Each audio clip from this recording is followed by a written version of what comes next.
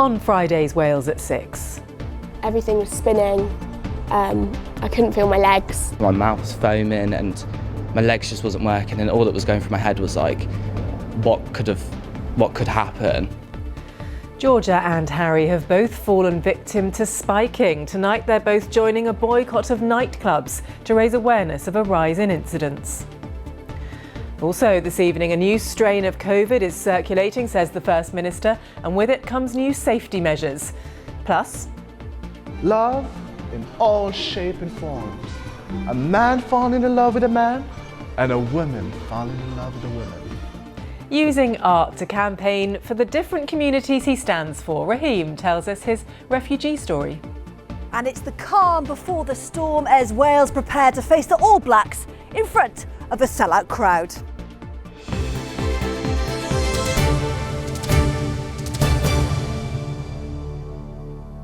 Hello, good evening to you.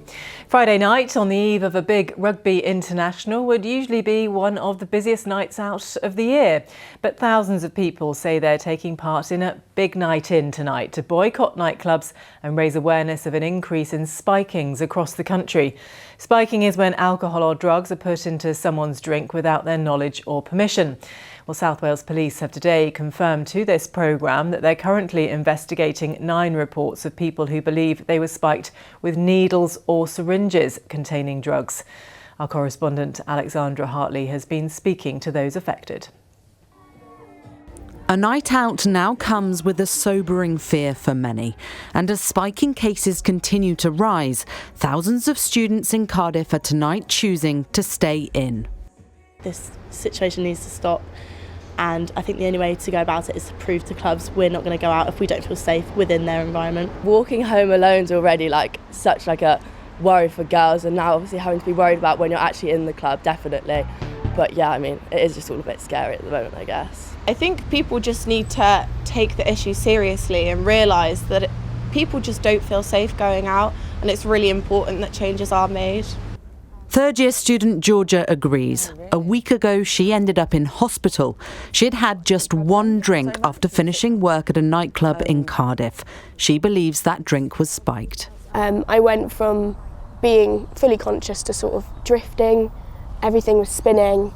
I couldn't feel my legs. Within the space of about 15 minutes, I'd gone from being with it and talking and maintaining a conversation to just not being aware of my surroundings. I felt really, really violated by what had happened.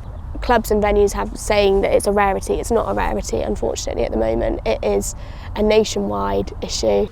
And it's not just young women who are experiencing this. Harry believes he drank a spiked drink intended for his friend. All I remember is my eyes just flickering, and I can't remember this, but she described it as my mouth was foaming and my legs just wasn't working, and all that was going through my head was like, what could happen? I'm just so thankful that I have friends that just stayed with me and I wasn't on my own. Police say they are investigating a dramatic rise in spiking cases across Wales in recent weeks, and a new concern too, with reports of spiking through injections. If people believe they've been a victim of spiking, that they receive medical attention and they seek medical attention. And it's also really important that they report matters to police at the earliest opportunity. Do you understand why a lot of people, especially women, are scared to go out at the moment? I absolutely understand people's fears and concerns. However, what I would like to remind people is that Cardiff is a really safe and vibrant nighttime economy, and that police and partners are working really hard to ensure that people are safe and have an enjoyable night out. Most nightclubs in the capital say safety for their guests is a priority. Many have increased CCTV surveillance, searches on the doors, and have even trained medics on site. And some clubs in the capital are also providing these drinks toppers. They're basically a bit of sticky foil that you put over your glass and then pop in your straw, and it makes it pretty impossible to put in anything else. Georgia has reported her experience to the police and will join tonight's big night in, but feels it's going to take big changes to ensure she and her friends feel safe. Well, there's growing concern around this. Let's return to the city centre now, where Alex is for us tonight. You spoke about some things that are being done to reassure customers. What else is being done? Well, hopefully I'm with someone tonight who can give a bit more reassurance on that. Nick Newman joins us. He represents all the bars and clubs across Cardiff city centre. Nick, thanks for joining us. Spiking is not a new issue, is it? But there is clearly an increased concern around it. What more are clubs doing to ensure customers feel safe? As you say, there's increased concern, increased allegations around it. So we revisit all the things that we do to keep customers safe. Tonight we'll welcome tens of thousands of customers into our venues. Tomorrow it'll be in the hundreds of thousands, and the vast majority of them will go home safe. But of course, anything we can do, we work with our partners, the police and other agencies, to make sure that people keep safe. So the training of door staff, training of bar staff. Let's not forget, a lot of them are younger students themselves. They know the sorts of issues that there are, and we emphasise to them, keep your eyes and ears open and let management, door staff know of anything untoward. And how do you train staff to recognise who has actually been spiked compared to someone who is just drunk? Well, I know I've spoken to some paramedics for some advice on this, and it's not always easy. But again, sometimes, especially your more experienced door staff will notice a difference, and they'll take action then straight away. So a lot of the bigger venues will have a safe space for somebody to sit with a manager or member of staff. If necessary, the police are called. There are other agencies in the city centre, such as street pastors, who are around keeping customers safe. So the emphasis is all on making sure that anybody that looks vulnerable is looked after. And this comes at a really tough time for clubs, doesn't it? We've just come out, of lockdown, pandemic, really tough time for clubs. Is this unfair to put all this on them again? There are members of Cardiff Licensees Forum that say that it's a double whammy, as you say, and too often is the case that our businesses are held up as somehow responsible for all of society's ills. Actually, there's a collective responsibility. We all know that youngsters, many of them go out to drink for the first time, can sometimes get a little bit the worse for wear. So all of us can have a think about what we do in the businesses, and youngsters going out for the first time and their friends around them can look out for them and make sure they stay safe. Plenty to do there. Okay, Nick Newman, thank you very much for joining us. Well, as you saw in my report, the police are taking this issue very seriously. They say anyone who has experienced spiking should report it immediately, and anyone who commits this crime could face a maximum sentence of 10 years. Alex in the city centre for us tonight, and to Nick as well. Thanks very much indeed. In other news this evening, calls for the symptoms and impact of menopause to be more widely understood and appreciated have today been recognised by the UK government as it agreed to start up a menopause task force to look into the issue further. Swansea East MP Carolyn Harris led much of the campaigning on this, and she will now co-chair the new task force, which it's hoped will make menopause a healthcare priority. This is massive for women across Wales, across the UK, at last. The women of this country, and I'm hoping across the world, will understand how important they are, how wonderful they are, and how we are intending and we absolutely commit to making sure their lives are better than they have been up until now. MP Carolyn Harris talking earlier on. Well, let's stay with politics now. And a new and possibly more transmissible strain of the Delta variant of coronavirus is now spreading in Wales. The First Minister today said around 2,000 people are currently infected with the new variant, and he is introducing increased measures to curb the rise in all COVID cases to prevent a return to further restrictions in a few weeks. Well, let's go through exactly what the changes are that have been announced today. And Adrian is here. There's quite a lot to say. What are we looking at then? Well, first of all, I should say what we're not looking at, which is lockdown in the sense that we came to understand it over the previous 18 months. But as you say, some tightening up and a warning that there could be more further down the line. So the main changes for right now are a return to an old restriction, so that if one person in a household tests positive for COVID, the whole household has to self-isolate. Not necessarily for the full 10 days as it used to be, though. They would have to take PCR tests and that would limit the amount of time that would happen. Also on COVID passes, so talking about nightclubs as we just were, the plan is now to extend those to other things such as theatres, cinemas and concert halls. But the big push is for vaccination, so booster jabs and vaccinating younger people. And that's the way, the First Minister says, to avoid further restrictions. But Mark Drakeford did say today that treat this as a 3-week warning. I must be clear. If rates continue to rise rather than fall, the Cabinet will have to consider raising the alert level. and reintroducing some further restrictions at the next review. I'm sure there'll be people feeling like we're sort of going back into territory we've spoken about a lot in the past. What has the reaction been? Well, the political reaction's been muted. I'll tell you more about that in the moment, but that's largely because people don't quite know where this is going next at any state, part of the UK. We've been asking people in Llandudno what they made of it. This is what they told us. I think it's too relaxed now. I think they dropped the restrictions pretty quickly, and everyone went back to normal. It's nice to see everyone, the shops reopening and everything getting back to normal, but we've all got to be careful. Everyone needs to get their boosters and make sure that they're following what the guidelines are saying. It's an epidemic and you're not going to get rid of it unless you take strict measures. I think some people just don't have sort of thought for others at the moment, and I think people are just like, if I'm all right, then it doesn't really matter about you. That's the impression I get from a lot of people. I do think people need to get more on top of wearing their masks. I mean, that's the one thing for me that I think is the easiest to control.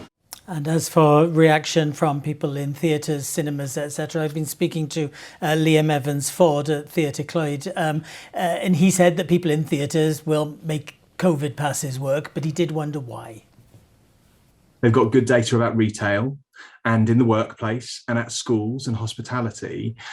I think the reason they've asked us is because they know we can implement it quickly and efficiently, but it feels like possibly we're being singled out for an easy win when we're actually not a place that is unsafe because of COVID. So we'll see how this actually pans out. It's not, some of these things aren't immediate, are they? No, that's right. That'll be further down the line. In terms of political parties, Plaid Cymru supports the COVID passes extension, but it says that should be alongside other measures. The Conservatives say there's not really any need to be threatening any further restrictions. I just think it's too premature to be talking about restrictions when we know case rates have been coming down over the last few days, and we know in other parts of the UK those case rates have been coming down at a much greater extent. So I think what we should be focusing on is the vaccination and the booster jab, and not be talking at this point about further restrictions. So we brought you a range of views, but the decisions are with the Welsh Government, and the Welsh Government is giving us a 3-week warning. Can't say we haven't been warned. It's very much watch and wait at the moment, isn't it, Adrian? Thanks very much indeed. What else have we got coming up for you this evening? Well, it's been a while, but there will be a full crowd to watch Wales play the All Blacks tomorrow, and including this superfan who's crossed the Atlantic to be there. I've travelled 5,500 miles for a 72-hour trip to watch our Welsh national team take it to New Zealand. Men of Harlech, bring on the Hoyle! It is that time of the year again. Pumpkin season is in full swing, and if you're planning on coming to pick your own this weekend, you might want to know what the weather has in store. I'll tell you in a few minutes.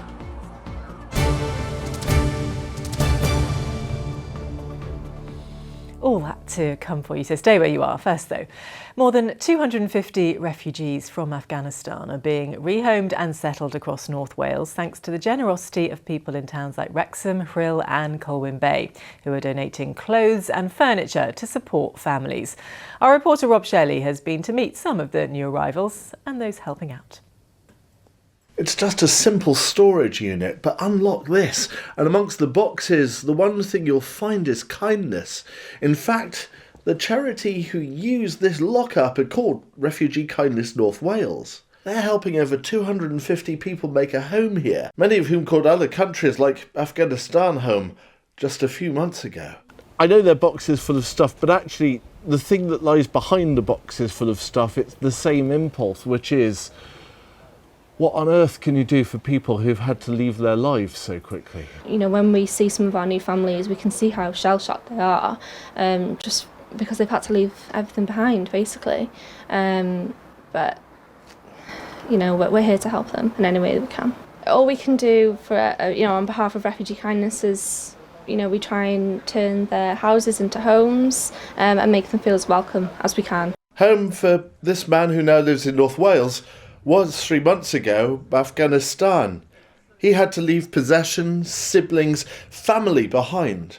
He told me, you leave behind your home, your family, your friends. When you leave, then you know this is the last time in 10, 20 years. Looking back at leaving, It all felt like a bad dream. But that small steps like the boxes gathered here can make a huge difference. People have gone through such upheavals in their life, to have something which can just help anchor you even a tiny way. Honestly, the huge amount of kindness, people have donated incredible things for them. It's really helping them all out. Those small kind thoughts when you're feeling pretty low in life can mean an awful lot, can't they? I think it is really important for somebody who don't have nothing if you help them with something, especially with those families who coming in the UK arriving from different countries such as Iraq, Afghanistan, Syria, Libya. They need help, they need support, no matter with what, anything, they need that. There's 3 lock-stock lockups for donations across North Wales and a 3,500 mile gap between Wales and Afghanistan. So many people have had to leave their familiar worlds this year. I think emotionally, you never recover from that if you leave your home, your family, your belongings, your friends, your relative, your country. But after all, everybody wants to have a safety for yourself and your children, and that's important things more than house or belongs. But that 4-letter word home, maybe you can start to rebuild it, one box at a time. Rob Shelley, ITV News, Wrexham. Now, over the last few weeks and as part of Black History Month, we've been exploring and celebrating people's experiences here in Wales. Tonight we're finding out what life's like for LGBTQ people who come to Wales to seek asylum. Issa Farfor reports.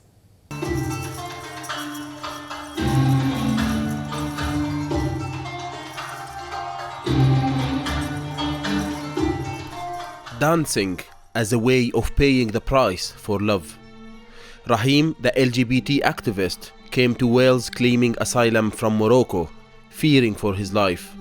As a gay man, thinking UK would give him the freedom to be himself. I left Morocco in 2017 because of fear of persecution as a gay man. Morocco is still criminalizing the LGBT community alongside 69 other countries. And when I came here, thinking I'll be safe and I'll be who I am, there was no safe spaces for the LGBT asylum seekers. So I was put in Link's house at the time with people I fled from. So do you think Black History Month is a good opportunity to reflect on what more needs to be done? Definitely.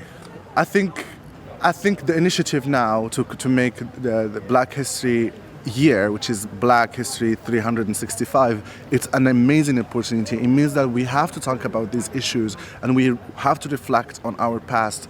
These issues need to be talked about around the clock, every day, every month, because Black people don't exist only in a month.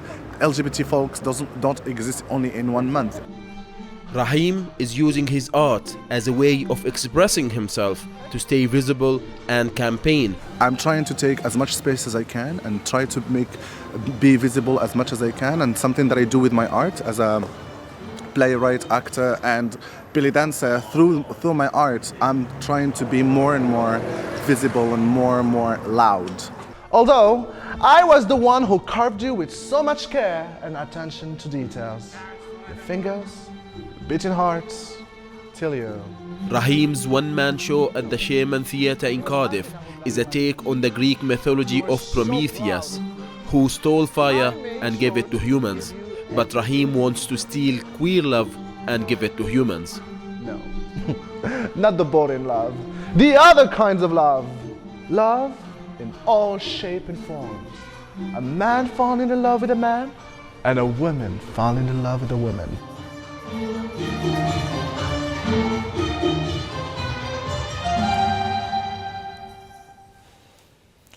Rahim's story then, you can see him, as Issa said, at the Sherman Theatre.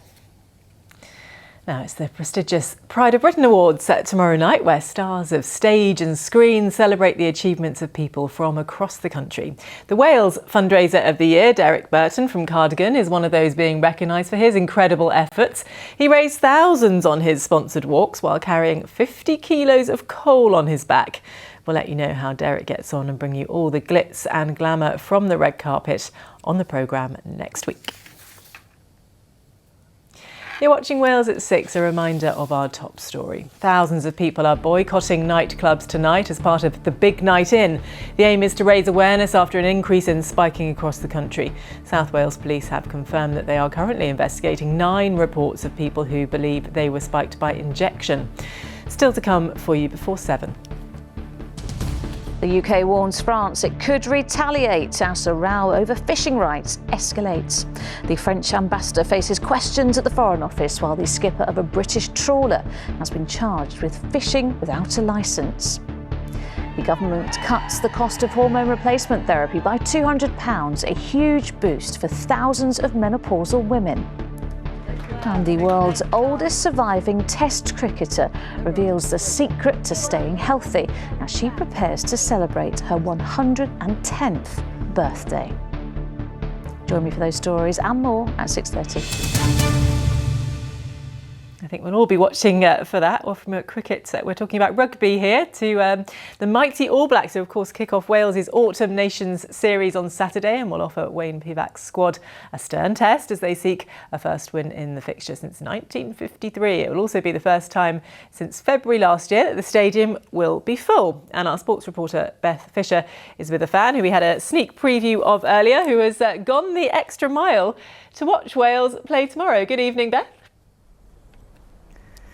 Well, Andrea, we thought Hollywood was in level with Wales, but I found an American who I think can beat them to that. Marcus, thank you so much for joining us. Firstly, tell me a bit about your story and why you support Welsh rugby. Yeah, thanks, Beth. Well, actually, I moved here in the 90s for work, and this gentleman here introduced me to my first rugby game. And once you go to a rugby game and you see the passion, the speed, the power, and especially a Welsh national team with a crowd, you get hooked. And I know you moved back to America, but you've been watching Wales and travelling over for almost 20 odd years now, and you're back here this weekend. Yeah, well, after the lockdown, 20 months of not having a live crowd, I had to be here to support Wales against New Zealand tomorrow for sure. And you fly back on Monday, a quick visit. Quick visit. It'll be a great visit. It'll be a great game tomorrow, and just glad to hear the national anthem and see the boys just take it on the pitch to them tomorrow. And have you convinced many of your people at home to support Wales as well in rugby? Yeah, they are all supporters of Welsh rugby. You know, we're kind of the underdog nation, so we like the underdogs, and we fit right in with Wales. And quickly, Sean, it's amazing that we got a full crowd tomorrow. I know you're coming to watch the game. How much are you looking forward to it? Oh, immensely. I mean, 74,000 people wishing on that side tomorrow. They just have to play with passion, belief, never give in, the Welsh spirit. And how hard was it, or easy, to convince Marcus all those years ago to get involved in rugby? Oh, it was a challenge that I laid down, and he took it with both hands. It was a challenge to get him to come and watch a game, and ever since he's watched his first game, this is a proper adopted Welshman. And what do you think about the score tomorrow? And it's going to be tough for Wales. I think I'm going to believe on this Welsh side. Never say die. I don't know how to predict, but let's go for it. Well, listen, you two enjoy the match, especially you, Marcus, coming all the way from America. And one person who knows how the players may be feeling tomorrow is Wales international rugby player Eleanor Snow. So thank you so much for joining us. Firstly, Eleanor, Wales haven't got the side they want, but how will they be feeling ahead of tomorrow? Do you know what? I don't think the players will be concentrating on that or the fact that they haven't beaten New Zealand in so long. For me, Alan Wynne-Jones has come out in the press and said that it's all about performance. In 2 years' time, when they're playing in the World Cup, and that's what everything is about, is that World Cup, will the result of this game matter? No, it won't. But will the experience that those young players gain from playing against one of the best teams in the world make a difference and count in 2 years' time? Absolutely. And how does it feel playing New Zealand and facing that hacker? It's just incredible. It's something so unique that you've never experienced before. You know, it's a challenge that they lay down to you, and you know when you're witnessing it that it's something historic that's happening and that not many people in the world have experienced it. So, you know, the players that haven't faced it before will have to control their emotions, and especially in a packed stadium as well. And I know that your Autumn International start next week against Japan on the Sunday, so people can watch Wales on the Saturday and Wales on the Sunday. 100%. Come down to Cardiff Arms Park, watch us. If you can't watch us, watch it on S4C. Amazing. Thank you so much for joining us. Can Wales beat the All Blacks for the first time in nearly 70 years? Andrea, we'll find out tomorrow. Let's hope your guests will be their lucky charms. Beth, thanks very much indeed.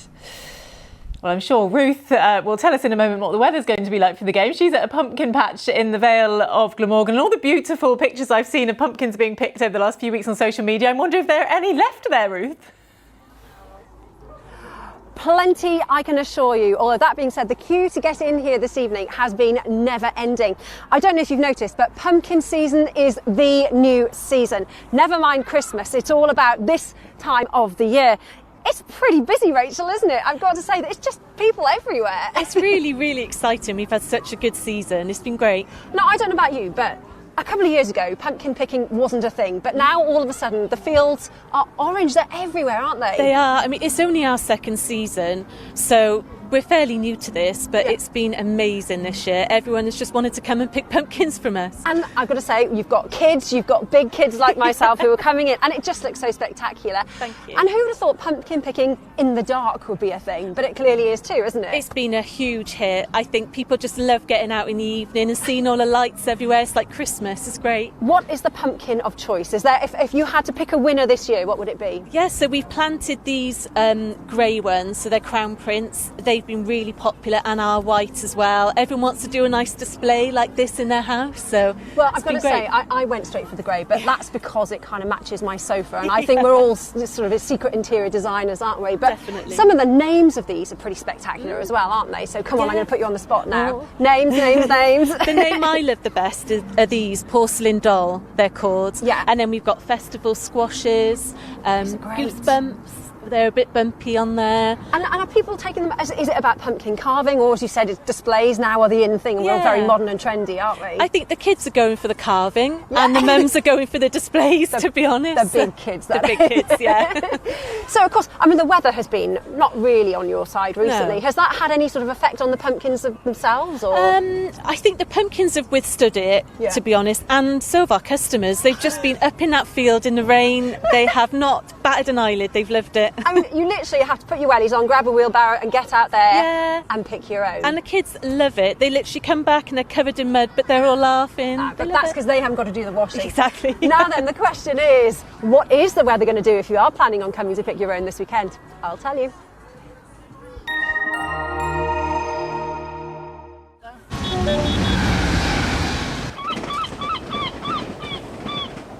Great Western Railway sponsors the ITV Cymru Wales weather. Well, when I said bring your wellies, I wasn't joking. Let's start by talking weather warnings. We have a whole mess of weather warnings in force for much of Wales, and these run right the way through the weekend, and not surprisingly, they are for heavy rain. Particularly over the hills and mountains, we could see some significant totals. A pressure sequence will show you exactly what's going on. Low pressure dominates. We've got a nasty batch of wet weather that'll push across us overnight and through tomorrow morning. Saturday afternoon is looking a little better, and then we do the same thing, rinse and repeat for Sunday. Another batch of wet weather that'll clear. And I'm sorry to say, looking at the longer term picture, there's not really any sign of things settling down until, well, possibly well into the middle of next week.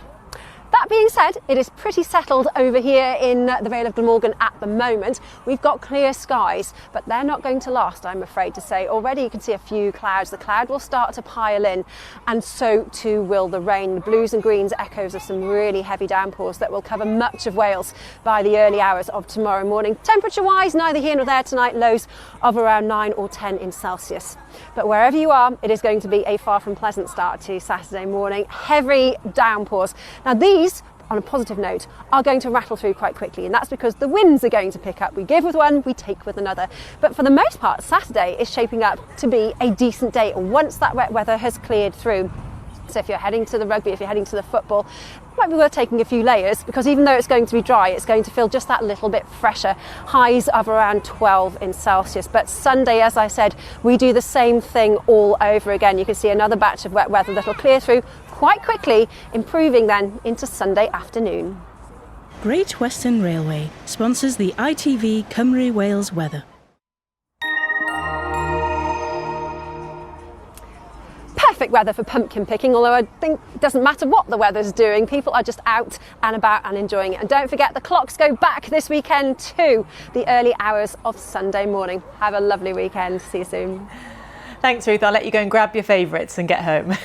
Thanks very much. And that's it from all of us on the Wales at 6 team for this evening. Enjoy your weekend. Enjoy the rugby. Bye-bye.